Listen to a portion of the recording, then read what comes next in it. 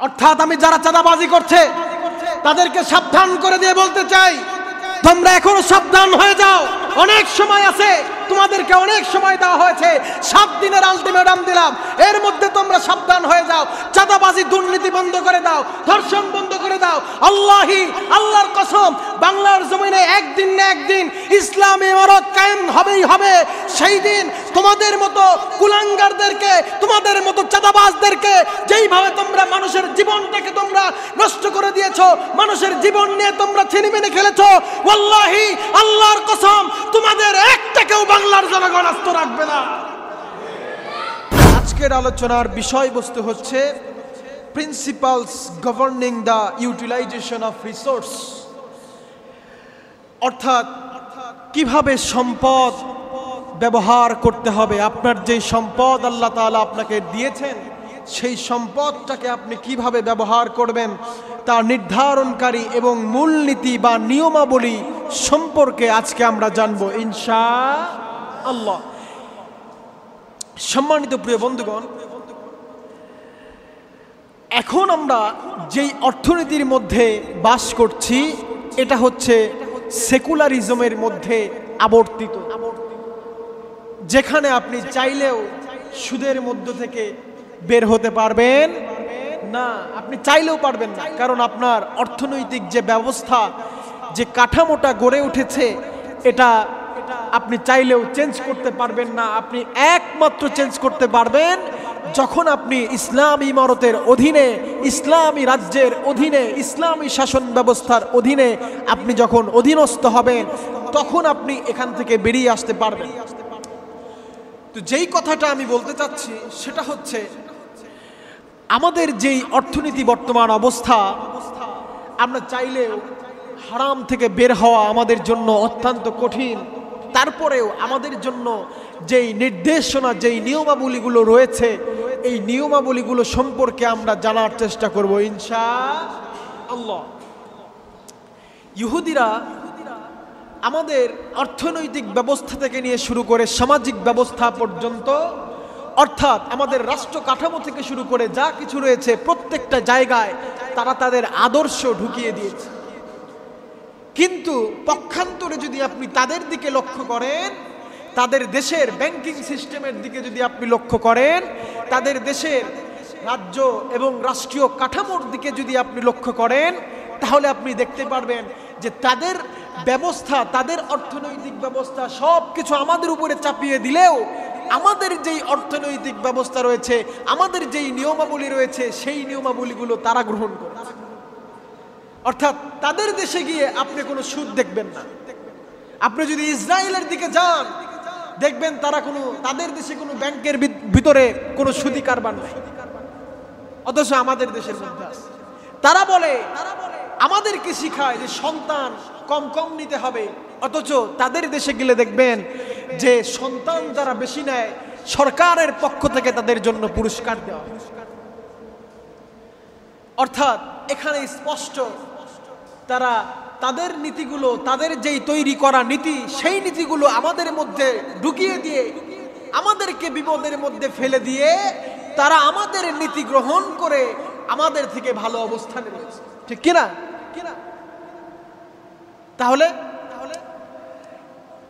আমরা মুসলমান হয়ে কেন আমরা আমাদের অর্থনীতিটাকে, আমাদের সামাজিক ব্যবস্থাটাকে, আমাদের যে সংবিধান রয়েছে, আমাদের যে নিয়মাবলী রয়েছে, আমরা কেন সেটা গ্রহণ করতে পারলাম না? এটা আমরা যদি নিজেদেরকে নিজেরা প্রশ্ন করি, তাহলে সেটার অ্যান্সার পেয়ে যাব। সম্মানিত প্রিয় বন্ধুগণ, এখন আমরা জানার চেষ্টা করব সম্পদ ব্যবহারের নিয়ম, নীতিমালা। তার আগে বলেন, এই যে দুনিয়াতে এত অর্থ সম্পদ, গাড়ি বাড়ি, এত কিছু, এগুলো সমস্ত কিছুর মালিক কে? কথা বলে না, জোরে বলতে হবে, কে? আল্লাহ তাআলা কোরআনুল কারীমের মধ্যে সুন্দর করে জানিয়ে দিচ্ছেন, লিল্লাহি মা ফিস সামাওয়াতি ওয়া মা ফিল আরদ। আকাশ এবং জমিন থেকে নিয়ে শুরু করে যা কিছু আছে, সব কিছুর মালিককে। জোরে বলতে হবে, কে? আল্লাহ তাআলা বলছেন, শুধু তাই নয়, যারা ধনী, যাদেরকে আমি আল্লাহ অর্থ সম্পদ দিয়েছি, তাদেরকে আল্লাহ তাআলা নির্দেশ করেছেন যে সম্পদ জমিয়ে রাখা যাবে না। কি করা যাবে না? সম্পদ জমিয়ে রাখা যাবে না। ধনীরা সম্পদটাকে জমিয়ে রাখে বলেই দেশের অর্থনৈতিক যে সঞ্চালতা রয়েছে এটাতে বিঘ্ন ঘটে, যার ফলে যারা ধনী তারা শুধু সম্পদ জমিয়ে জমিয়ে ধনী হতে থাকে, আর যারা গরিব তারা শুধু তলানির দিকেই যেতে থাকে, ব্যালেন্স হয়। এজন্য আল্লাহ তাআলা কোরআনুল কারীমের মধ্যে তার বান্দাদেরকে জানিয়ে দিয়েছেন যে সম্পদ, অর্থনীতি এটা এমন ভাবে ব্যালেন্স করতে হবে, যারা ধনী তারা তাদের সম্পদ, তাদের অর্থনীতি, তাদের যে সম্পদ আমি আল্লাহ তাদেরকে দান করেছি সেটা তাদের জমিয়ে রাখা যাবে। আপনি যদি বাংলাদেশের দিকে তাকান তাহলে লক্ষ্য করবেন যারা ধনী তারা শুধু পর্যায়ক্রমে ধনী হতেই থাকে। সম্পদটা তাদের কাছে কুক্ষিগত অবস্থায় থাকে, কারণ তারা সম্পদটাকে খরচ করতে চায় না। বাংলাদেশে এমনও কুলঙ্গার দেখা গিয়েছে যে তারা টাকার বিছানায় না ঘুমালে তাদের ঘুম ধরে না। দেখছেন না আপনারা? ওই যে দরবেশ দাঁড়িয়ালা, এভাবে তারা অর্থ সম্পদ, জনগণের অর্থ সম্পদ লুট করে তারা সম্পদগুলোকে কুক্ষিগত করে রাখার মাধ্যমে তাদের নিজেদের কিছু লোকের মাধ্যমে সেই অর্থনীতিটাকে তারা কন্ট্রোল করে। গোটা বিশ্বে আপনি যদি দেখেন যারা অর্থনীতি কন্ট্রোল করতে পেরেছে ক্ষমতাটা তাদের হাতে। ইহুদিদের দিকে তাকান, গোটা অর্থনীতি বিশ্ব ব্যাংক থেকে নিয়ে শুরু করে সবকিছু তাদের কন্ট্রোলে।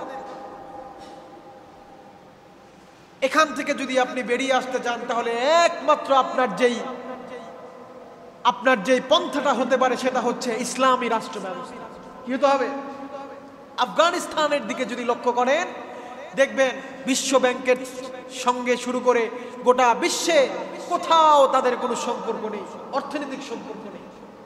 তারা সুদের সঙ্গে জড়িত নয়, তাদের অর্থনৈতিক ব্যবস্থা তারা নিজেরাই ঠিক করেছে কোরআনের মাধ্যমে। এজন্য দেখবেন তারা কোনো বিদেশের কাছে, কোনো রাষ্ট্রের কাছে তাদের কোনো ঋণ নাই। তাদের দেশের জনগণ খেয়ে না খেয়ে হলেও তারা ভালো আছে, ভারসাম্যপূর্ণ রয়েছে। এই যে ডলার, এই যে ক্রিপ্টোকারেন্সি, এই ডলারগুলো তারা আমাদের মাধ্যমে চালু করে দিয়েছে। বিনিময়ে তারা বিভিন্ন বিদেশি রাষ্ট্রের মাধ্যমে, রাষ্ট্রের কাছ থেকে তারা স্বর্ণের খনি থেকে স্বর্ণ নিচ্ছে, তারা তেল নিচ্ছে। হঠাৎ করে যখন তারা বলবে যে এই যে ডলার রয়েছে, এই যে ক্রিপ্টোকারেন্সি রয়েছে, এগুলো আমরা বন্ধ করে দিলাম, তখন আপনি কি করবেন? এগুলো সচল অবস্থায় রয়েছে, তারা যখন বলবে এগুলো চলবে না, আপনার টাকা পয়সা এগুলোর তখন কোনো ভ্যালুই থাকবে। এজন্য কিছু সম্পদ, সোনা দানা, জমি, এগুলো আপনারা রাখবেন। তারা আমাদের অর্থনৈতিক ব্যবস্থাটাকে এমন ভাবে রেখেছে, আপনি ব্যাংকে টাকা রেখেছেন 50 লক্ষ, 1 কোটি টাকা, হঠাৎ করে ব্যাংক থেকে বলবে আপনার টাকা নাই, আপনি তখন কি করবেন? ভালো লাগবে? তখন ভালো লাগবে না। এই জন্য ইসলামিক যে অর্থনৈতিক ব্যবস্থা রয়েছে সেটাকে আমাদের গ্রহণ করতে হবে। আল্লাহ রাব্বুল আলামিন কোরআনুল কারীমের মধ্যে বলেছেন, কাইলা ইয়াকুনা দুলাতাম বাইনাল আগনিয়াই মিনকুম। আল্লাহ তাআলা বলছেন সম্পদের আবর্তন হওয়া জরুরি। সম্পদ এক জায়গায় কুক্ষিগত করে রাখা যাবে না। আল্লাহ তাআলা বলছেন, আমি আল্লাহ তোমাদেরকে, যাদেরকে আমি আল্লাহ সম্পদ দিয়েছি, অর্থ দিয়েছি, তোমাদেরকে সম্পদ গণনা করা যাবে না, সম্পদ জমা রাখা যাবে না। তোমাদেরকে ব্যবসা করতে হবে, বিনিয়োগ করতে হবে, সম্পদটাকে সচ্ছল রাখতে হবে। আল্লাহ রাব্বুল আলামিন সে কথাই বলছেন, ওয়াইলুল লিকুল্লি হুমাযাতিল লুমাযা আল্লাযী জামা'a মালাহু ওয়া আদ্দাদা। আল্লাহ তাআলা বলছেন সম্পদ গচ্ছিত রাখা মুমিনের কাজ নয়। আল্লাহ তাআলা বলছেন দুর্ভোগ তাদের জন্য, ওয়াইলুল লিকুল্লি হুমাযাতিল লুমাযা, দুর্ভোগ তাদের জন্য যারা গোপনে কিংবা প্রকাশ্যে মানুষের পরনিন্দা করে, মানুষের গীবত করে। আল্লাহ তাআলা বলছেন তাদের জন্য দুর্ভোগ। আর তাদের জন্য দুর্ভোগ যারা অর্থ সঞ্চয় করে এবং গণনা করে। আল্লাহ তাআলা এই কথার মাধ্যমে বুঝিয়েছেন সম্পদটাকে যারা কুক্ষিগত করে রেখে দেয়, খরচ করতে চায় না, কঞ্জুস কিপটা, আল্লাহ তাআলা তাদেরকে উদ্দেশ্য করে বলেছেন সম্পদটাকে সঞ্চয় করে রাখা যাবে না। ধনী যারা ব্যক্তি রয়েছে সম্পদটাকে খরচ করতে হবে। সম্পদ খরচ করলে বারাকা দিবেন কে? কথা বলে না। আপনি যে ধনী, আপনার যে অর্থ সম্পদ রয়েছে এটাকে সোয়াব করতে হবে, মানুষকে দেখাতে হবে। আল্লাহ তাআলা আপনাকে টাকা দিয়েছেন, সম্পদ দিয়েছেন, আপনি ফকিন্নির মতো একটা জামা পরলেন ছেঁড়া ফাটা, ফকিন্নির মতো একটা টুপি পরলেন, ফকিন্নির মতো চলাফেরা করলেন, নেভার এভার, এটা কখনো করা যাবে না। আপনাকে আল্লাহ তাআলা সম্পদ দিয়েছেন, টাকা পয়সা দিয়েছেন, সেটার একটা সিম্বল থাকতে হবে। আবার বেশি বেশি খরচও করা যাবে, আল্লাহ তাআলা সেটাও বলছেন। খরচের ক্ষেত্রেও ভারসাম্যপূর্ণ বজায় রাখতে হবে। কোরআনুল কারীমে আল্লাহ তাআলা বলছেন ওয়াল্লাযীনা ইযা আনফাকু লাম ইউসরিফু ওয়া লাম ইয়াকতুরু ওয়া কানা বাইনা যালিকা কওয়ামা। আল্লাহু আকবার। আল্লাহ রাব্বুল আলামিন বলছেন মুমিনদের গুণ হলো তারা যখন ব্যয় করবে তখন তারা অপচয় করে না। যখন ব্যয় করে তখন তারা কি করে না? অপচয় করে না। এবং যখন প্রয়োজন হয় তখন তারা কার্পণ্য করে না, অপব্যয়ও করে না, বরং তারা ভারসাম্যপূর্ণ বজায় রাখে, মধ্যম পন্থায় তারা ব্যয় করে। অপব্যয় ইসলামের দৃষ্টিতে তিন প্রকার। কয় প্রকার? যারা অতিরিক্ত খরচ করে, এই অতিরিক্ত খরচ ইসলামের দৃষ্টিতে কয় প্রকার? জোরে বলতে হবে, কয় প্রকার? এক নম্বর হচ্ছে যারা অবৈধ কাজে ব্যয় করে, হোক সেটা এক পয়সা হোক, অবৈধ কাজে এক পয়সা ব্যয় করা এটাও অপব্যয় ইসলামের দৃষ্টিতে। দুই নম্বরে বৈধ কাজে ব্যয় করে কিন্তু সীমা ছাড়িয়ে যায়। বৈধ কাজেই তারা ব্যয় করে কিন্তু সেটা সীমা ছাড়িয়ে যায়। যে আপনার সম্পদ আছে, আপনি মাসে আয় করেন 10,000 টাকা কিন্তু আপনার ব্যয় হচ্ছে 20,000 টাকা, এমনটা হওয়া যাবে? আপনার আয় অনুযায়ী ব্যয় করতে হবে, হোক সেটা বৈধ পথে। আপনি দান করছেন, আপনার সম্পত্তি নাই, আপনি সব দিয়ে দিচ্ছেন, তো আপনি চলবেন কিভাবে? এজন্য ইসলাম এটাকে ব্যালেন্স করেছে, মধ্যম পন্থায় ব্যয় করতে বলেছে। তাহলে দুই নাম্বার হচ্ছে বৈধ কাজেই ব্যয় করে কিন্তু তারা সীমা ছাড়িয়ে যায়, এটা হচ্ছে ইসলামের দৃষ্টিতে অপব্যয়। তিন নাম্বার সেটা হচ্ছে বৈধ কাজেই ব্যয় করে কিন্তু লোক দেখানোর জন্য। কি দেখানোর জন্য? লোক দেখানোর জন্য ব্যয় করে, যে আমি মসজিদে অমুক দান করেছি, আমি অমুক জায়গায় এটা করেছি, আমি সারা বছর দান করি, মানুষজন এটা বলবে, আমাকে দানবীর বলবে, দানশীল বলবে, এই জন্য দান করে। এটাও ইসলামের দৃষ্টিতে অপব্যয়। তাহলে অপব্যয় কয় ধরনের? কথা বলে না, কয় রকম? আচ্ছা, এবার আল্লাহ তাআলা বলছেন শুধু ব্যয় করা যাবে না, মিতব্যয়ী হতে হবে। কোরআনুল কারীমে আল্লাহ তাআলা বলছেন ওয়ালা তাজআল ইয়াদাকা মাগলুলাতান ইযা উনুকিকা ওয়ালা তাবসুতহা কুল্লাল বাসতি ফাতাকউদ মালুমান মাহসুরা। আল্লাহ রাব্বুল আলামিন বলছেন তুমি তোমার হস্তকে ঘাড়ের মধ্যে আবদ্ধ রেখো না এবং তা সম্পূর্ণ ত্বরান্বিত করো না। অর্থাৎ বেশিও খরচ করো না, কমও খরচ করো, কিপটাও হওয়া যাবে না, আবার বেশি খরচ করাও। ব্যালেন্স করতে হবে। কি করতে হবে? ব্যালেন্স করতে হবে। কৃপণ হওয়া যাবে না। কৃপণ হলে ওই যে একটা কথা আছে না, যে কুঞ্জুস, যে কিপটা, তার ধন কে খায়? পিঁপড়ায় খায়। সেই জন্য কুঞ্জুস হওয়া যাবে না, কিপটুস হওয়া যাবে না। হাদিসের মধ্যে আল্লাহ তাআলা বলছেন ওয়া ইয়াকুম ওয়াশুহ, আল্লাহ তাআলা বলছেন তোমরা কৃপণতা থেকে সতর্ক থাকো। শুধু তাই নয়, ফা ইন্নাশ শুহা আহলাকা মা কানা ক্বাবলাকুম, আল্লাহর রাসূল বলছেন নিশ্চয় কৃপণতা তোমাদের পূর্ববর্তীদের ধ্বংস ডেকে নিয়ে এসেছে। অর্থাৎ যারা কৃপণ তাদের ধ্বংস অনিবার্য। কে বলেছেন?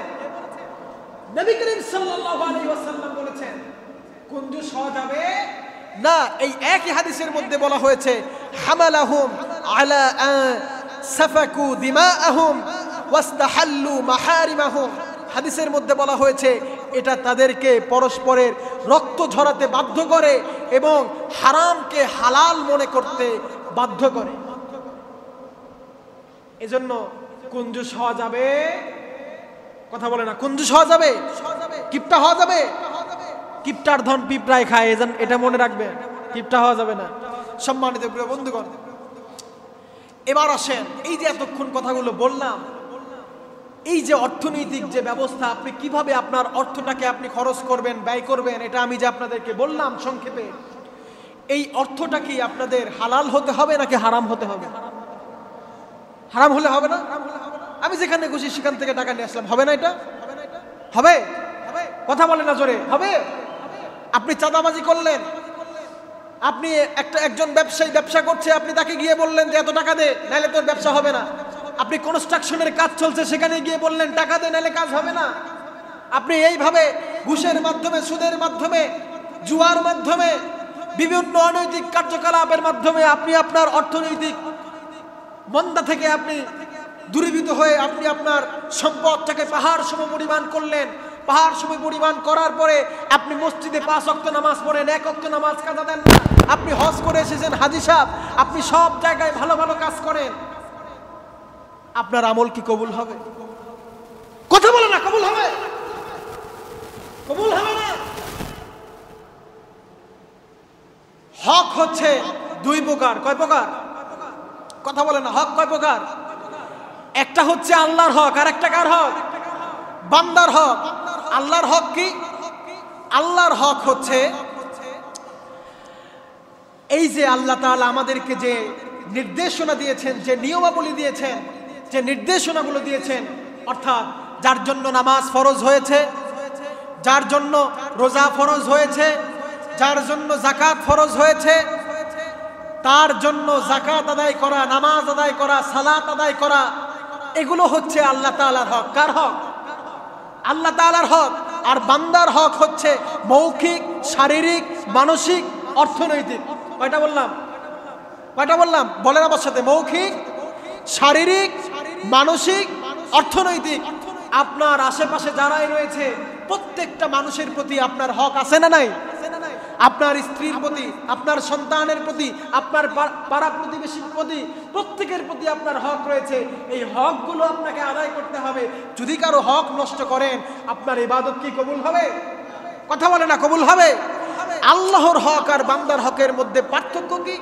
এই যে আল্লাহর হক হচ্ছে এমন, আপনি গুনাহ করেছেন, নামাজ পড়েন নাই, রোজা রাখেন নাই, আল্লাহ তাআলার নির্দেশ অমান্য করেছেন, তাহাজ্জুদের নামাজে দাঁড়িয়ে আল্লাহ রাব্বুল আলামিনের সিজদায়, আল্লাহ রাব্বুল আলামিনের কুদরতি পায়ে আপনি যখন সিজদা দিবেন, সিজদা দিয়ে যখন আল্লাহ রাব্বুল আলামিনকে বলবেন, ওগো আল্লাহ, আমি যত গুনাহ করেছি সব গুনাহ থেকে তোমার কাছে পানাহ চাই, তুমি আমাকে মাফ করে দাও। মাফ করে দিবেন না? কথা বলে না, মাফ করে দিবেন না? আপনি এখন অন্যের হক মেরে খেলেন, এই যে গোটা দেশটাকে এইভাবে চাঁদাবাজগুলো ধ্বংস করে দিচ্ছে, চাঁদাবাজদের কোনো দল নাই। একটা জিনিস মনে রাখবেন, যারা চাঁদাবাজি করে খায় তাদের কোনো দল নাই, তারা কোনো দলের হতে পারে না, কোনো গোত্রের হতে পারে না। এই যে চাঁদাবাজি করে যারা খায়, অন্যের সম্পদ লুট করে যারা খায়, এদের ঠিকানা কোথায় হবে? কথা বলে না, কোথায় হবে? জাহান্নাম হবে। আল্লাহর হক আদায়ের মধ্যে অন্যতম আরেকটা হচ্ছে নামাজ। এখন যদি আমি বলি, এই যে আপনারা যারা মসজিদের মধ্যে ঢুকেছেন, আপনারা কি মসজিদের হক কয়জন আদায় করেছেন? এখন বলবেন হুজুর মসজিদের হক কি? মসজিদের হক হচ্ছে মসজিদে ঢোকার সাথে সাথে 2 রাকাত নামাজ পড়া। কি পড়া? কয়জন মসজিদের হক আদায় করেছেন? হাত তোলেন। এখানে বসে বয়ান শোনার থেকে মসজিদে ঢোকার সঙ্গে সঙ্গে মসজিদের হক আদায় করা আপনার জন্য ফরজ। কয়জন মসজিদের হক আদায় করেছেন? এসেই তো মসজিদের ফ্যানটা দিয়ে, এসিটা দিয়ে বসে বসে। কেন এমন? মসজিদেরও হক রয়েছে, আল্লাহ তাআলার যে হক, সেই নামাজ আপনি পড়লেন না। আজকে কয়জন ফজর নামাজ পড়েছেন? হাত তোলেন দেখি, হাত তোলেন। কে কে ফজর নামাজ পড়ছেন? হাত তোলেন। তাহলে এখানে দেখা যাচ্ছে অধিকাংশ মানুষই ফজর নামাজ পড়েন। আচ্ছা, এই যে ইবলিস, কয়টা সিজদা না দেওয়ার কারণে সে ইবলিস হয়েছে? কথা বলে না, জোরে বলতে হবে, কয়টা? আর আপনি গোটা দিনে ফরজ নামাজ কয়টা, কয় ওয়াক্ত? 5 ওয়াক্ত। মোট যদি আপনি হিসেব করেন তাহলে কয়টা সিজদা হয়? হিসেব করেন তো দেখি, কয়টা সিজদা হয়? শুধু ফরজ নামাজ বলেন, সুন্নত বাদ, কয়টা সিজদা হয়? 34। তাহলে ইবলিস যদি একটা সিজদা না দেওয়ার কারণে জাহান্নামে যায়, ইবলিস শয়তান হয়ে যায়, তাহলে এখানে যারা বসে আছে, যারা ফজর নামাজ পড়ে নাই, সারা দিনে 34টা সিজদার একটা সিজদাও দেয় নাই, তারা কি ইবলিসের ছোট ভাই না বড় ভাই? হ্যাঁ, আল্লাহর হক আদায় করতেছেন না, বান্দার হক আদায় করতেছেন না, কেমনে কবরে যাবে? কেমনে আল্লাহর সামনে দাঁড়াবে? কোন মুখ নিয়ে আল্লাহর সামনে দাঁড়াবে? এই চেহারা নিয়ে দাঁড়াবেন কেমনে? সিজদা দিলে খুশি হয় কে? সিজদা না দিলে খুশি হয় কে? কে খুশি হয়? আপনারা কি শয়তানের চাচাতো ভাই যে শয়তানকে খুশি করার জন্য নামাজ কাজা করেন? শয়তানের সাথে কিন্তু আপনার হাসন নাসর হবে, তখন কিন্তু শয়তানকে দোষ দিয়ে লাভ নাই। আমাকেও দোষ দিতে পারবেন, আমি বলবো আমি এই যে বলেছি, এই যে এখানে রেকর্ড আছে, আল্লাহর কাছেও রেকর্ড আছে, বললেন না আপনার দোষ আপনার। এবার আসেন বান্দার হক। কিভাবে গোটা সমাজটা এরকম কুলুষিত হয়ে গিয়েছে? সন্ত্রাসীগুলো, একজন ব্যবসায়ী অর্থ সম্পদ সঞ্চয় করে সে তার ব্যবসাটাকে দাঁড় করিয়েছে, আর আপনার মতো কুলাঙ্গার, আপনার মতো নালায়েক, আপনার মতো অপদার্থ আপনি গিয়ে বলছেন যে এত টাকা দিয়ে নাইলে ব্যবসা করতে পারবি না। ফুটপাতে যে ব্যবসায়ীটা মাত্র 1000 টাকার ব্যবসা নিয়ে ভ্যান নিয়ে দাঁড়িয়েছে, আপনি তাকে বললেন 500 টাকা দিতে হবে। আরে বেটা, ওর তো 500 টাকা দিনে রোজগারই হয় না। এইভাবে আপনি চাঁদা নিচ্ছেন, আর চাঁদা না দিলে প্রকাশ্য দিবালোকে আপনি তাকে খুন করছেন। এটা তো আওয়ামী লীগ জাহিলিয়াতকেও, এটা নবীর যুগের জাহিলিয়াতকেও ফেল মারছে। কত বড় অপদার্থ! কিভাবে মানুষকে মারছে! এই যে ইসলামিক ব্যবস্থা কায়েম নাই, এটার জলযন্ত্র কষ্ট আমরা ভোগ করছি। ইসলামী ইমারত কায়েম থাকলে প্রকাশ্য দিবালোকে খুন করার পরেও, হত্যা করার পরেও, খুনিদের চেহারা প্রকাশ্য থাকার পরেও সেই খুনিদের বিচার হয়। আমি এমন রাষ্ট্রীয় ব্যবস্থাকে থুতু মারি, যেই রাষ্ট্রীয় ব্যবস্থা আমাকে নিরাপত্তা দিতে পারে না, যেই রাষ্ট্রীয় ব্যবস্থা আমাদেরকে খুনিদেরকে আশ্রয় দেয়, যারা ধর্ষণ করেছে তাদেরকে আশ্রয় দেয়, এমন রাষ্ট্রীয় ব্যবস্থা আমরা চাই না। ইসলাম ইমারত কায়েম থাকলে আজকে যারা চাঁদাবাজি করছে, দুর্নীতি করছে, তাদের একটাকেও খুঁজে পাওয়া যেত না। পাথর নিক্ষেপ করে কিসাস, যেভাবে সে হত্যা করেছে তাকেও সেভাবে হত্যা করা। কথা বলে না মুসলমান? অর্থাৎ আমি যারা চাঁদাবাজি করছে তাদেরকে সাবধান করে দিয়ে বলতে চাই, তোমরা এখনো সাবধান হয়ে যাও। অনেক সময় আছে, তোমাদেরকে অনেক সময় দেওয়া হয়েছে, 7 দিনের আলটিমেটাম দিলাম, এর মধ্যে তোমরা সাবধান হয়ে যাও। চাঁদাবাজি দুর্নীতি বন্ধ করে দাও, ধর্ষণ বন্ধ করে দাও। আল্লাহর কসম, বাংলার জমিনে একদিন না একদিন ইসলামী ইমারত কায়েম হবেই হবে।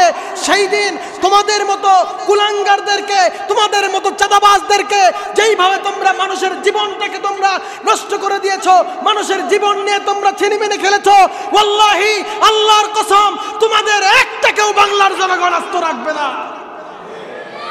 আরো জোরে বলেন, ঠিক কিনা? চাঁদাবাজ যারা রয়েছে তোমাদেরকে অনুসরণ, তোমাদের পায়ে ধরে বলছি, চাঁদাবাজি বাদ দিয়ে দাও।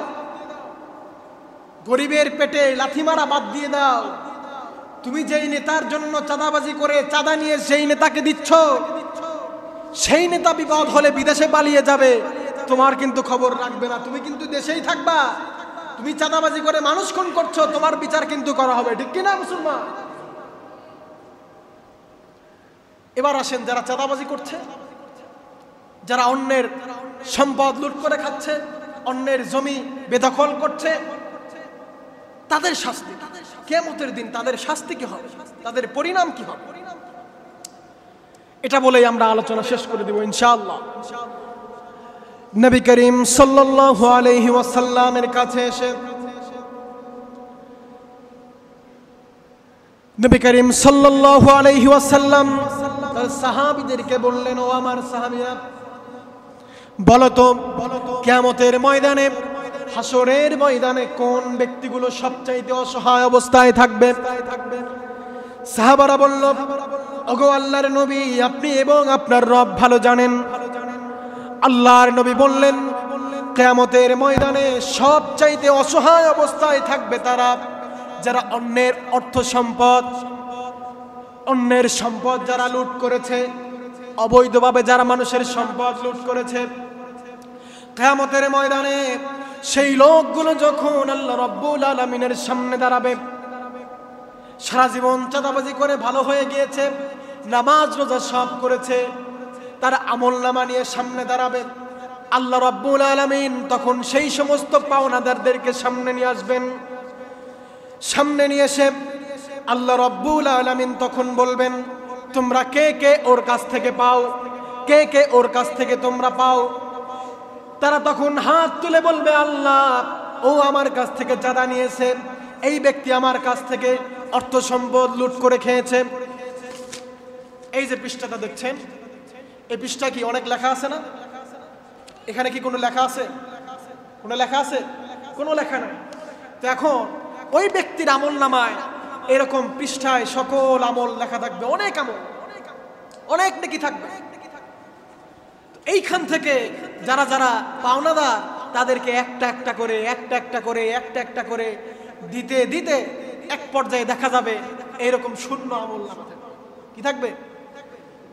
কোনো আমল নামা থাকবে। সম্মানিত ভাইরা আমার, আল্লাহ রাব্বুল আলামিন তখন জিজ্ঞেস করবেন, ও বান্দারা, তোমরা তাহলে ওর কাছ থেকে কি চাও?